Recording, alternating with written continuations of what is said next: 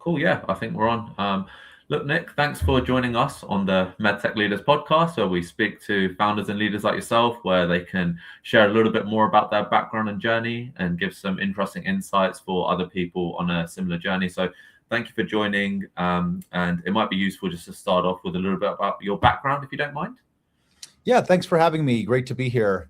My background, so I started initially pre-med at Stanford in college and was going to be a doctor, and then decided it was too many years having to go through the medical school and residency and all of that, and realized that being in Silicon Valley, that I could build things that could help patients at scale and not necessarily treat patients one by one, but then build things that could help a million patients. And so switched to engineering and ended up working for MedTech, a MedTech startup, soon after I graduated.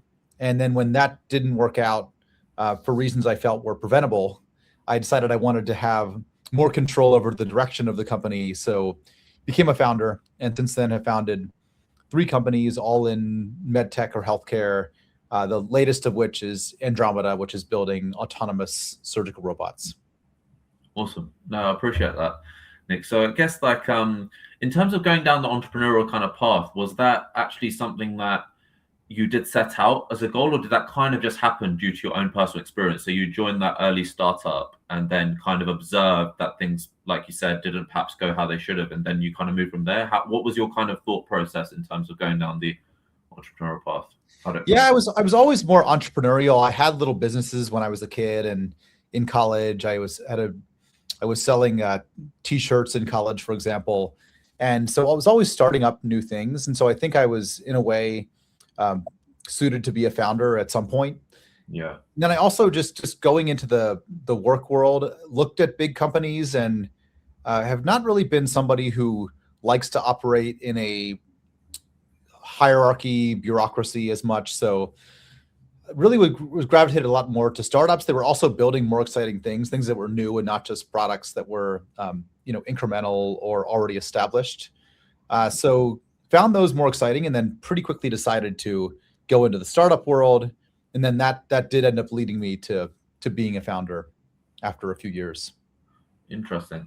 I guess that interesting question I'd like to ask you, Nick, is that do you believe that there are any specific skill sets to be successful as a medtech entrepreneur that aren't quite the same or exclusive to medtech compared to like just being a general entrepreneur? Or do you feel that it just kind of coincides with the same kinds of skill sets? That question kind of makes sense. Like, is anything specific? Yeah, it's a good question. And I think there are different levels of expertise you need. So I've been mostly a medtech or healthcare founder, but then I've been around a lot of tech founders. I've been part of accelerators that had a lot of tech companies too, and much more of that than medtech. I think the tech world, not that it's easy, is simpler. That you have to build a product that people want to use, and then you kind of work your way to product market fit, and then you just scale up from there. And you always have to keep learning and adapting. But it's a simpler playbook for medtech.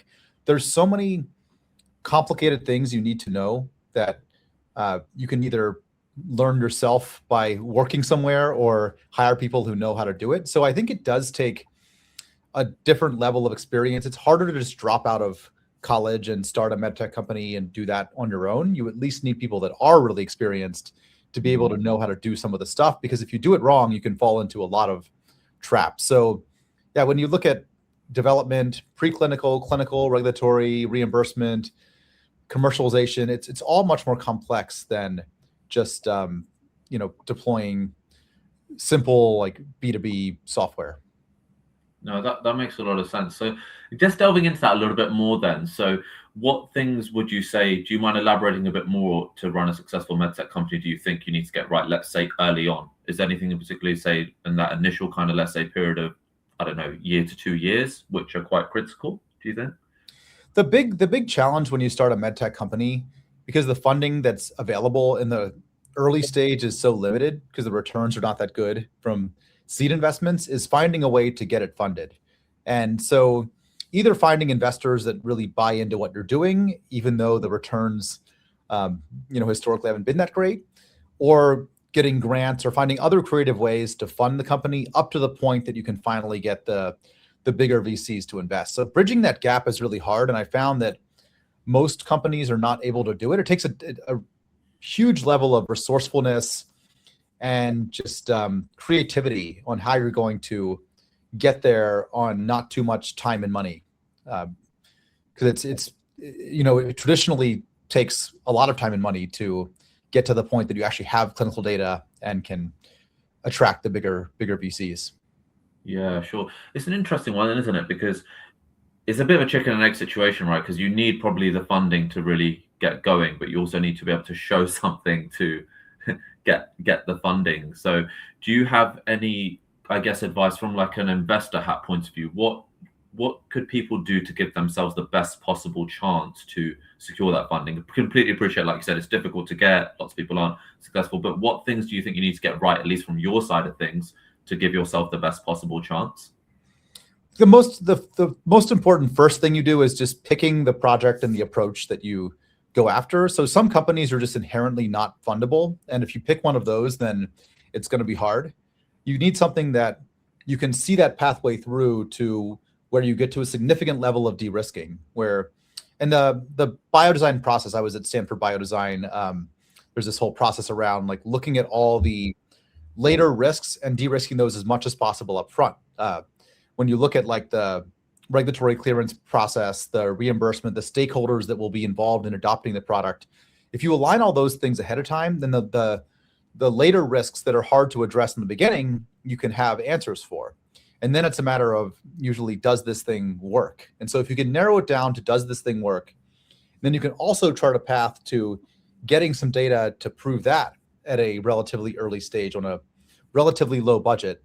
Then that's the way to build things that are going to be able to get over the funding hump. And then, besides just having a project that's inherently fundable, that has the ROI, return on investment that investors are going to need to fund it. Like you need to have a big enough market for the money they'll put in to make it worthwhile. Yeah, that makes a lot of sense. I know this is going to be a little bit product specific, but I guess it's quite important to be as economical as possible in validating your idea as well, right? So you want to validate it, like you said, but you want to do it in the most economical way possible.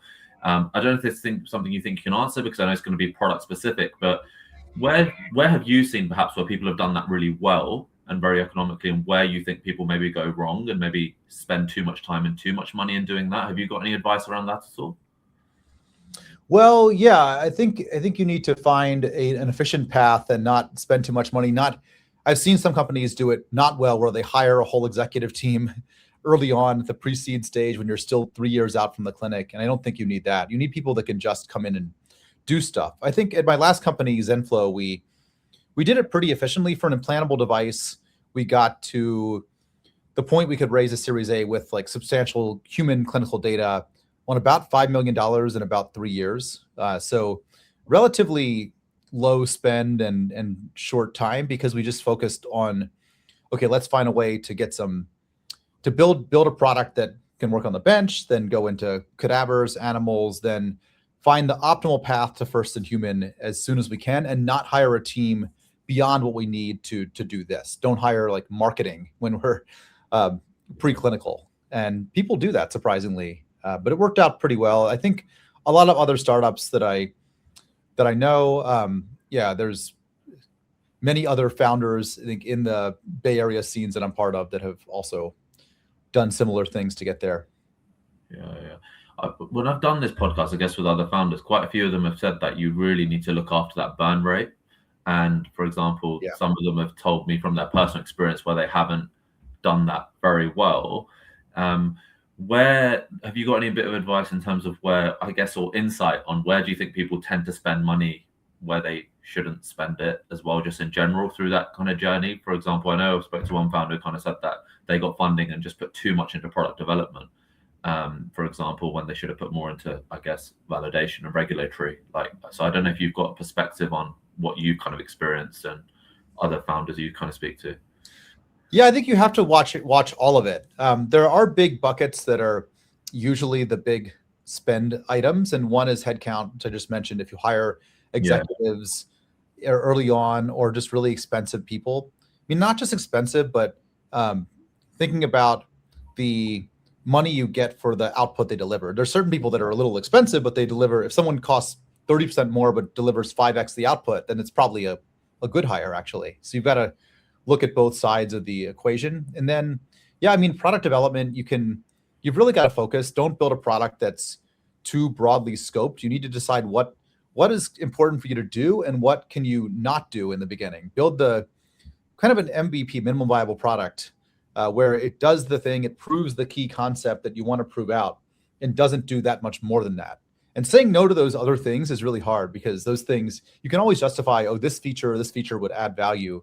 So letting product scope creep to something that's just more than you need for that first proof point is also a mistake I've seen a lot. Or just using really expensive product development firms or certain groups that just will charge you obscene amounts to not make that much progress. So be careful if you bring on any third-party partners for product development to choose the ones that are very well vetted and a good value for the money. Sure. No, I guess if we pick out a couple of things there. So team, for example, is definitely one. Like you said, that's quite a big overhead.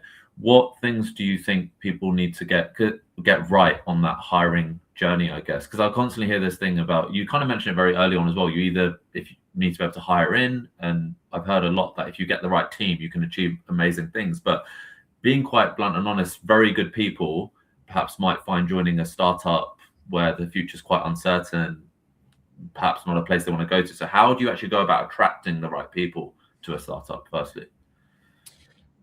It is really a sales like process. And a lot of people like myself coming from engineering or people that were physicians come in and say, I'm not really a salesperson, but you have to be. You have to be able to sell people on some vision that's exciting. That's got to be a thing they want to join.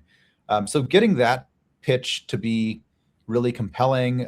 If you care deeply about the mission, then that will come through. And so I would work on things that you personally care about, problems you personally care about solving.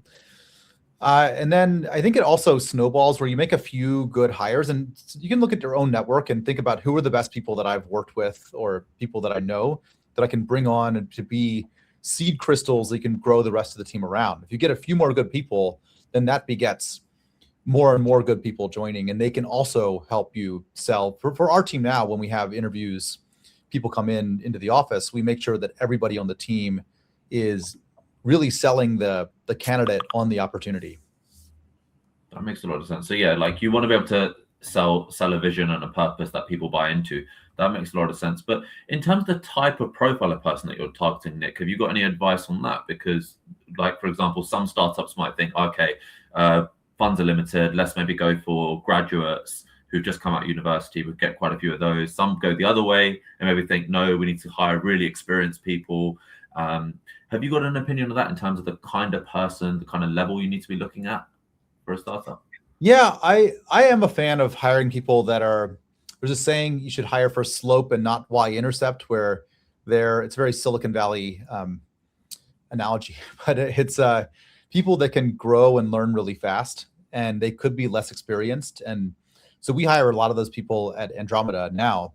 I think you do need some, as I said before, some experience. So like for my prior company, Zenflow, we didn't have much experience. We were building a class 3 implantable device, and we hired someone who had founded and led multiple companies as a consultant. He ended up being the chief operating officer later on. But that really helped us at least have some way to just do things. When we had something we didn't know how to do, he at least had one solution. We could always decide if that was the right solution for us, but it really helped to have somebody who had been there before and been through it. So a little bit of that is needed. And then you can, beyond that, hire for a lot of roles, people that are relatively green, but able to learn quickly. Yeah. When you said that you do need someone that does have at least a certain level of experience, why is that? Would you say just that? Why not just someone who's fresh out of university?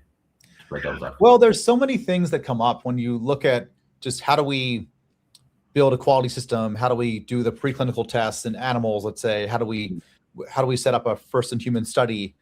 There's lots and lots of other examples of those kinds of things that figuring it out from scratch, which you can do, and sometimes there's value to trying to just figure it out yourself and not being biased by somebody else's prior experience. But then you can't spend so much time figuring all those things out from scratch, or you'll just end up burning through lots and lots of time. It'll take you 2 or 3x as long. So at least having someone who's done it before, who can help you think about that and give you some option, it's able to shortcut a lot of the things that you would otherwise be spinning your wheels on for a long time. That makes a lot of sense. And what about people with substantial experience that have worked a long time? What's your view on that?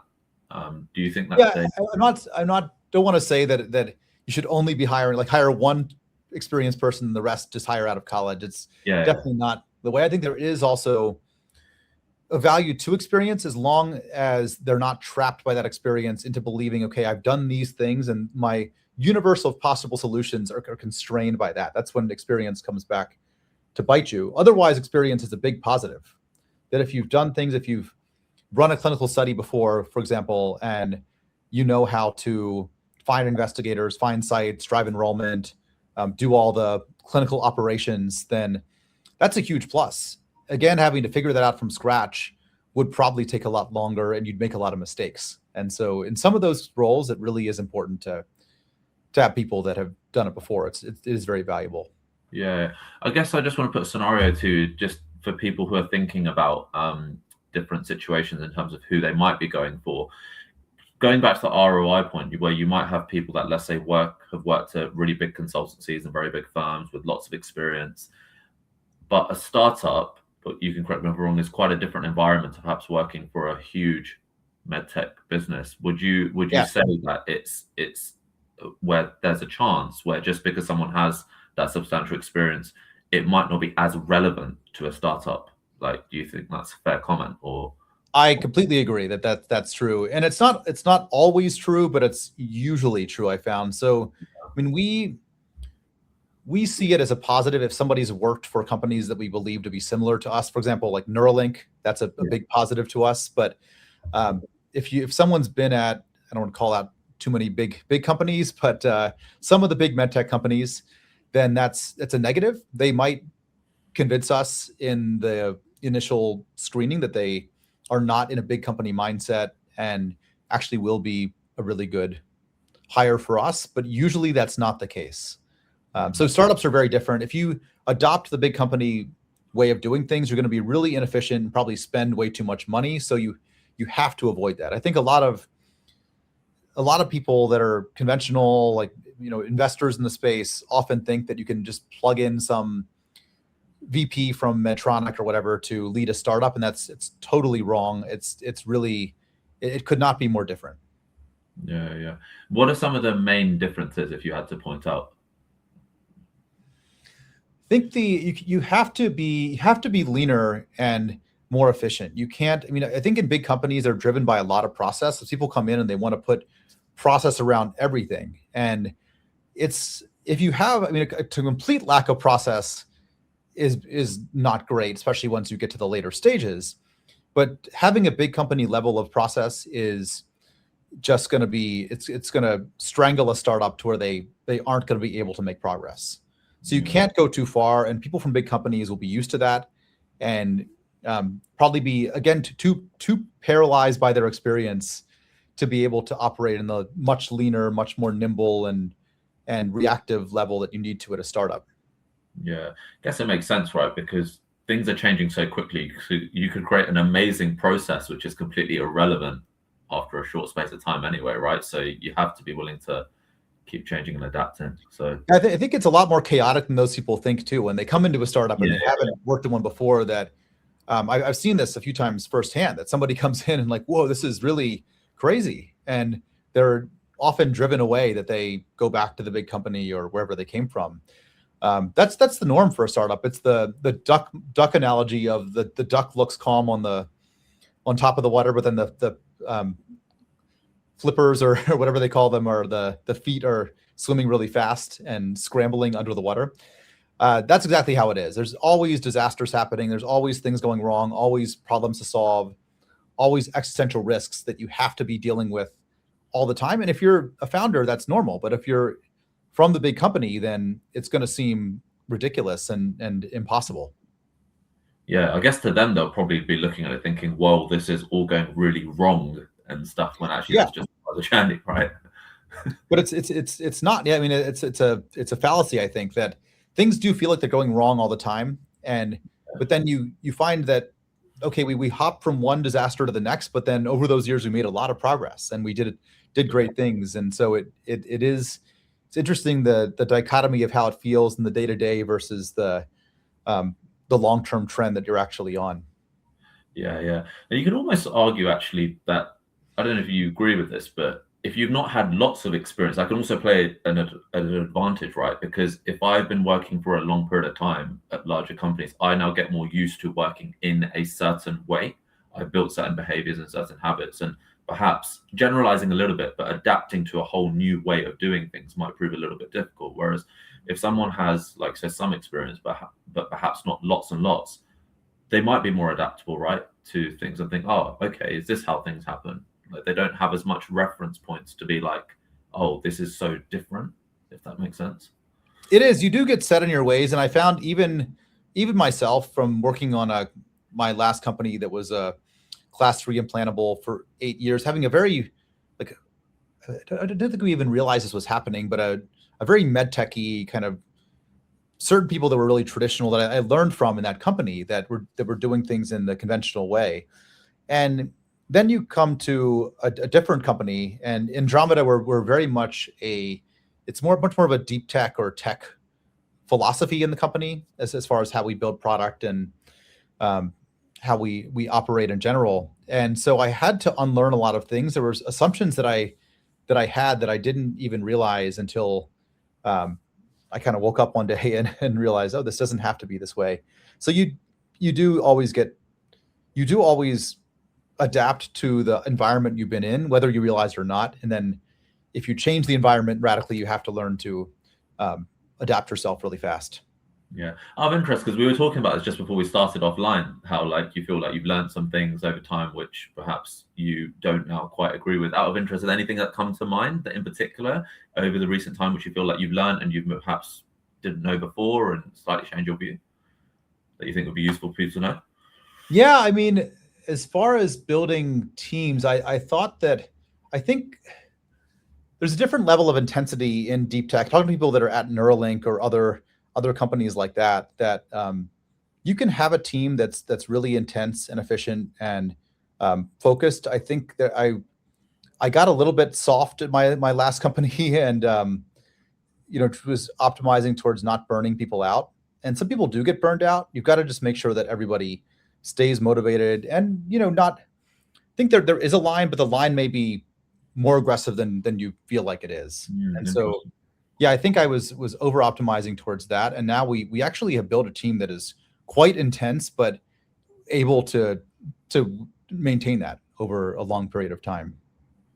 Interesting. So how are you doing that though? So in terms of you're bringing people in, how do you feel you're keeping them motivated and I guess incentivized enough to keep going at the intensity required of a startup?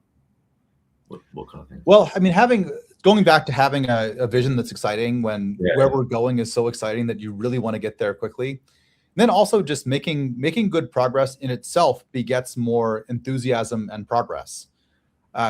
In prior experiences, there were times when, and often this came from situations where we built like a feature that was not necessary, or we made our lives more complicated in certain ways. That led to delays that happened where we got pushed back by a year because we decided to do this thing. And then when the team thinks they're going to be at this milestone now, and then they end up getting there a year, 2 years later, then people get tired. It really is a marathon. People get fatigued and you can't just sprint the whole way.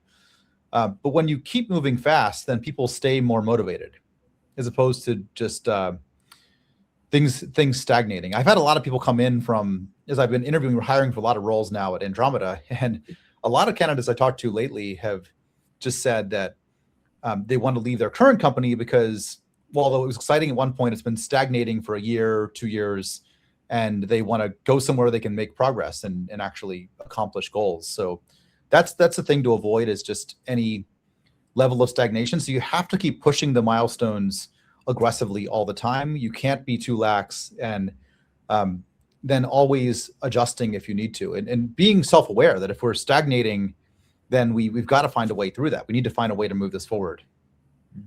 What you said there really reminds me of something I saw on LinkedIn from a guy. He said his view is that burnout happens more not due to quantity of work, more down to lack of results. That was his end. Exactly. Yeah. Yeah. Completely agree. That's the thing. And so I think we were optimizing for the wrong thing. Like, oh, if people have to work late every night or come in on the weekend, they're going to burn out. But it's not necessarily that. I think too much of that. I don't do the 996 or like the 7-day work week in the office, which some people swear by. I think that's probably a little bit too much to be doing all the time, and you actually lose productivity at some point.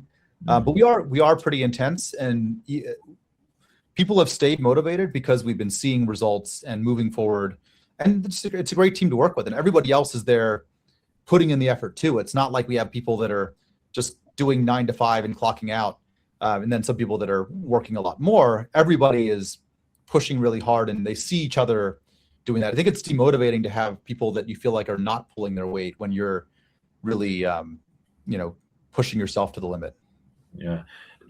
Because you said you're interviewing at the moment, and I guess you would have done lots of interviews over your time. Do you feel you've got any advice for people? I think people are always nervous when they're interviewing because you feel you've got such a short space of time to make a decision, and no one's going to get it right all the time.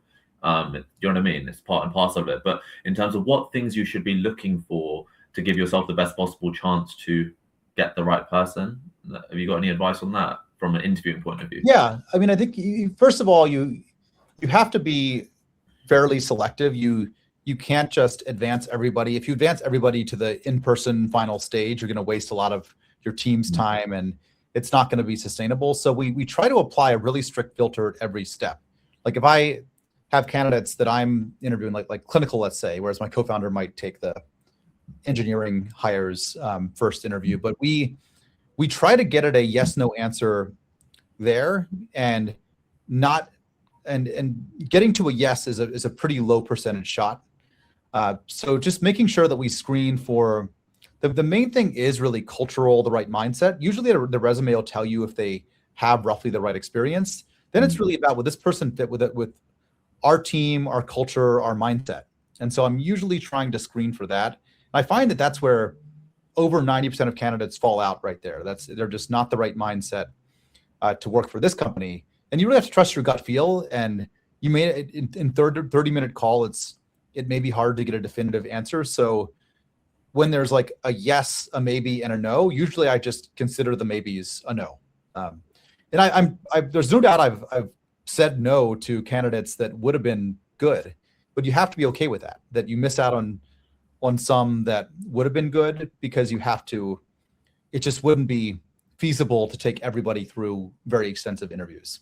Yeah. That's interesting though. So what things, I guess based on the people you have hired, what things have you seen that you thought, okay, this person said this and I can tell that they probably are the right culture? Have you got an example of, or what things is it that you feel can allow you to, I guess, make that decision? The ones we hired, I'm not sure of a specific example, but I think when people, just the way they think about problems, the way they did, I'm looking for people that are unconventional. And there's times when I've asked that question about what have you done that's against the medtech conventional wisdom, if it's a medtech person. Not everybody we hired has been. Then if they don't have a good answer, like, oh, our device was innovative or something like that, or like something that's pretty trivial, then that's a good sign. We want people that are really thinking from first principles, thinking for themselves, not just relying on convention. And so that's a big question that trips a lot of people up. Yeah, sure. I guess that makes a lot of sense. It's almost like entrepreneurs, right? People that are quite autonomous and individual in their own way of thinking, rather than someone who's just going to expect you to give them a process and just follow that. Yeah. People that are of an entrepreneurial mindset are definitely good fits. People that have founded a company, that's one of the more positive signals you can see on somebody's resume. Yeah, sure. Moving it towards, like, I guess, the journey with product development, Nick, having like your experience with other companies as well. How, let's say, like if we take like your last company even, or all this, like how long was that journey with product development, would you say, from start to finish? Yeah. a very long time. So my prior company, we got from, I'm trying to think exactly how long it was. I think it was about 7.5 years from nothing from day one till our pivotal study started, which was the big randomized study to get approval, which was seems like forever, but it was much faster. There were 4 companies. We were in this kind of BPH stent-like device space that had been 4 companies that all started with a similar idea the same year. And so we were way ahead of all of them, even though they had all started at the same time and we had taken 7.5 years. So that was actually fast for getting to the final pivotal study. From there, it's still a few years to get to FDA approval for something like that. So you're talking about at least a 10-year pathway for that kind of a product. And that's fast. So I think it's important to keep that in mind too when you're scoping out what you're going to build, what your company is going to do. Just recognize what you're signing up for. Don't be unrealistic too. We thought, if we do this, then this and this, we can get to the market in 5 years and not 10, which it's really hard to beat the norm by over 2x unless you have some really revolutionary new strategy that is totally different. It's just like, we're going to run our trials faster or something. That's not likely to work out. Yeah, very general. Sorry, say it again. At least not like a 2x difference. Maybe 20% faster can be done. Yeah, sure. I guess a very general, broad question. Have you got any advice for people on that product development journey? I know it's going to be product specific totally, but I guess to give themselves the best possible chance. So have you noticed where you think people generally maybe do go wrong in that product development journey? Like, have you noticed any trends? Yeah, I think going back to just overcomplicating your life, that if you can do something off the shelf, this is actually where Andromeda has beaten the market by a lot, is because we've been obsessive about choosing not to do things that we don't have to do. Just scoping the product down to its minimal form for the first launch, then we can always iterate from there. And we're also optimizing by using software instead of hardware. Software is easier to iterate in. So if you can solve problems with software instead of hardware, that is better. And in medtech, everybody's so hardware inclined, and so they tend to look for hardware solutions. But I would focus more in the software realm, and just scope. Be very careful about scope creep of the project. That you should strip it down to its minimal form and just run as fast as possible along that path. Just always going after the critical path. Like, what's the main thing blocking us? Like, why are we not on the market now? Why are we not in the clinic now? And then aggressively trying to minimize that timeline. That's really the way that we do things, and how we've been able to actually launch faster than, like in 3 years versus the usual for a robot being probably at least 10. Yeah, really interesting. So that's almost thinking in a way of what can we take away rather than what to put in, right? And I guess it seems simple, but you can correct me if I'm wrong, but if you have a real passion towards a product, there might be a slight risk that you become so insular, and in terms of, let's add this will be really good, but okay, fine, but would the costs of that additional investment be something that the end user would think is worthwhile? So who should you be talking to in that journey, Nick, to ensure that whatever you are adding is definitely worth adding, and what you shouldn't, like, what can you not add, right? Like you probably need to be talking to people alongside that journey, right? So you don't get so insular and make that decision yourself. Well, staying close to the user is always important, but you can't just listen to what they want. That is how you end up with this scope creep and a lot of other features. Because if you talk to, and you have to realize that every physician has different opinions. And so we've gone around and we've been asked for all these different features. And if we said we're not going to launch till we build all the features that the 100 doctors we talked to requested, we wouldn't be launching for multiple decades. And so you have to really think about what need is this addressing, and is this critical to address the need? And if it is a more scalable product, but I think is just a generally more fundable kind of thing to be building in medtech, if it's something that you can scale with, especially in the software realm, then we figured as long as we understand the basic need that we're solving and can deliver a product in the beginning that meets the basic need well enough, and then we can iterate fast from there, then that's going to be enough. We don't need to do more than that. And you often don't even know if things are valuable till you launch and get them into surgeons' hands. So I would optimize for building quickly and then getting that user feedback, and maximizing your ability to adapt and iterate quickly. Yeah, sure. Nick, if you look at the statistics of medtech companies in general in terms of success rates, they're not very very overwhelming and encouraging. Why do you think that is? Have you got a view on that? So a lot of reasons why.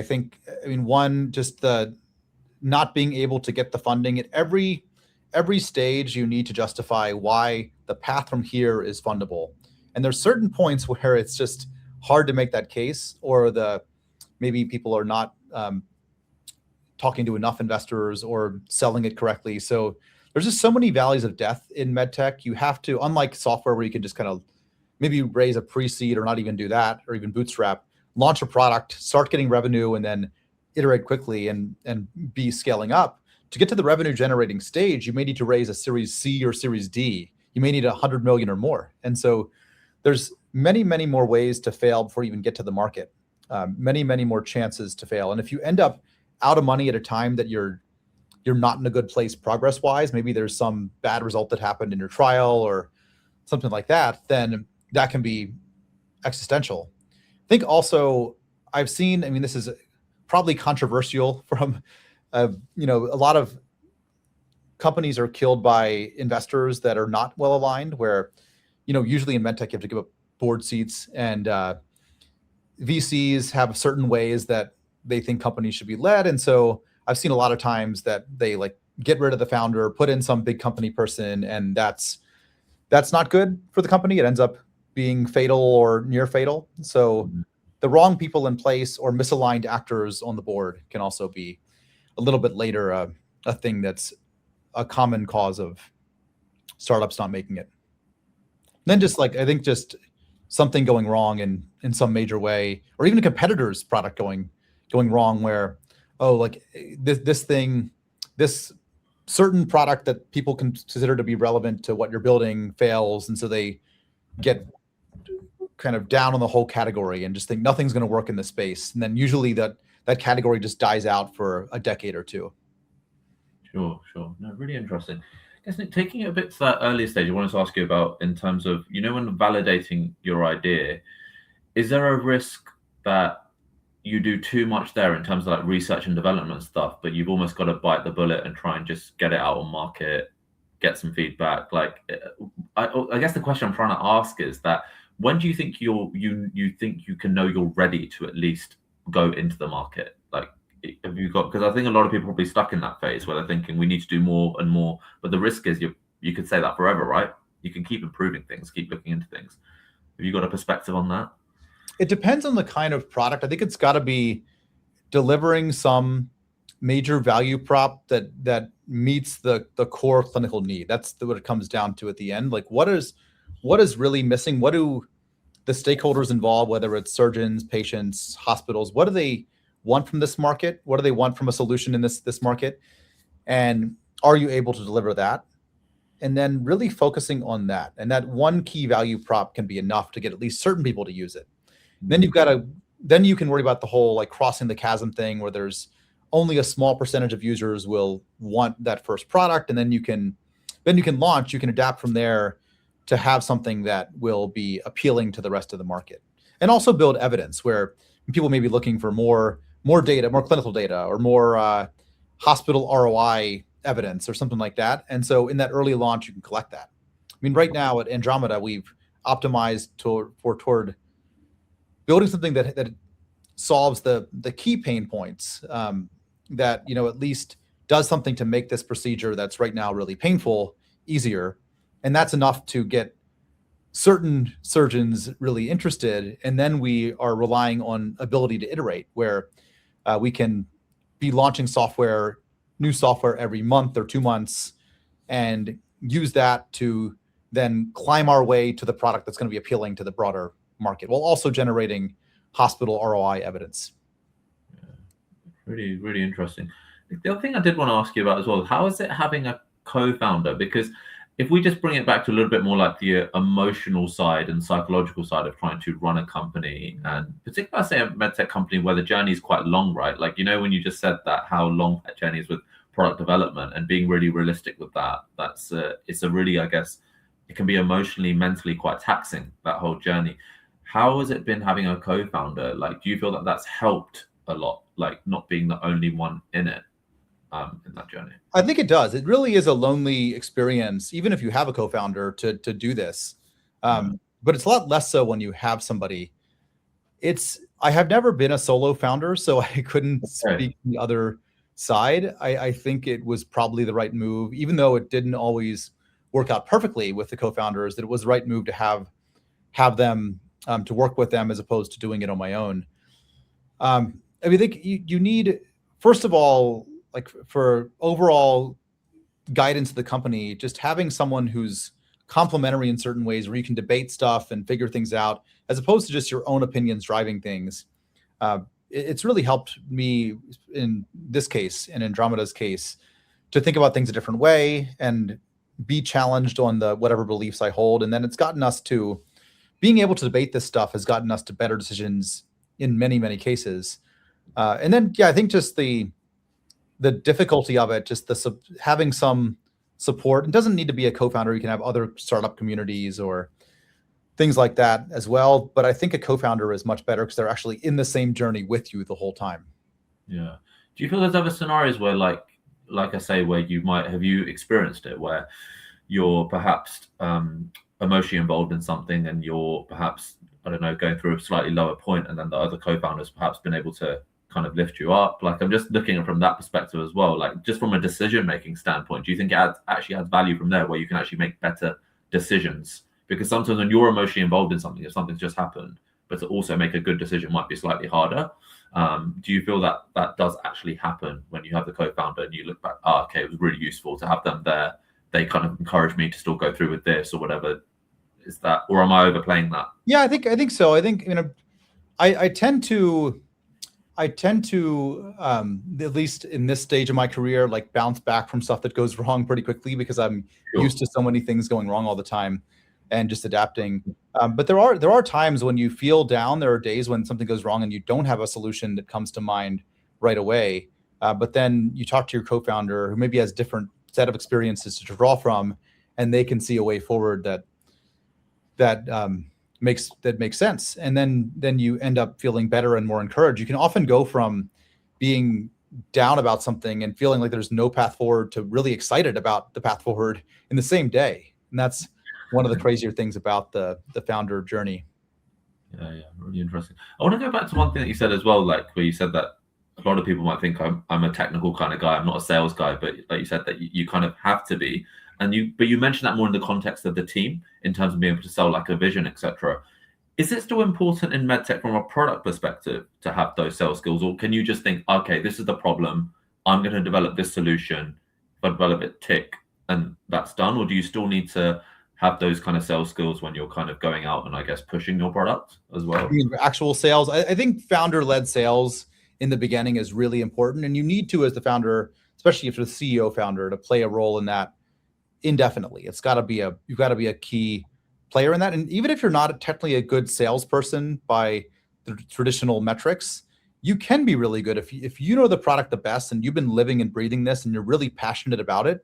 That will help you sell a lot better. And so often you've seen I've seen companies where a founder brought in actual sales people who had great credentials, but they themselves were able to sell better than those people were because they had just a deeper knowledge and connection to the product and the problem they were solving. So yeah, I would definitely try to do founder-led sales as much as possible, and don't just try to throw salespeople at something. It's probably not going to work.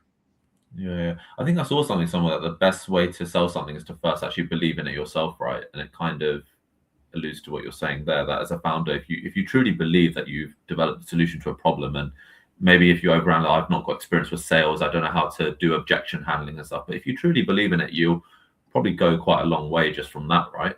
Like, surely. You can, and I think you get used to that when you're developing a product like we are now. My last company did, where you have these clinical trials too, and you're working with the surgeons, the eventual customers, and that you do gain some experience from doing that. And it's not too dissimilar when you go out and try to sell and go commercial. Yeah, absolutely. Look, Nick, I've taken a lot of your time. Like I talked to you for ages, and I think you've really been really candid and really open with a lot of your insights. I guess the last thing I'll probably leave you with is there any last bits of advice that you share with medtech kind of founders in the kind of journey you're still going at it, who are still, I guess, pushing through? Is there any last bits of advice that you'd share for people? Yeah, I mean, I think because now I've definitely done this myself, where my prior companies, we were trying to solve specific problems, whereas now we're going for a thing that's much more overarching, trying to build autonomous surgery that we think is going to totally change how surgery is done. That you can go for big visions, and I wouldn't be afraid to do that. I think in medtech, there's just certain things that, and you may be connected to a certain problem where there's a problem product you can build, but the market's just not really there to make it make sense. That don't be afraid to do big things. Don't let people tell you that you can't do things. My prior company, Zenflow, everybody told us when all of our mentors said, you can't do this. Like, this team is not going to be able to raise the funding and do the things that are needed to get this to success. But then little by little, one problem at a time, we got there. We solved the problems, and we found a way to raise money. We found a way to get to the clinic. We found a way to get to market, and don't be discouraged that people will tell you can't do things, but with the right mindset and just solving a little bit at a time, you probably can. Awesome. Look, Nick, it's been great speaking to you, and thanks so much for your insights. Really appreciate it. I'm sure the audience will get a lot of value. Thanks, Sinead. Really appreciate you as well, and looking forward to seeing this out there. Absolutely. Thanks, Nick. Thanks so much.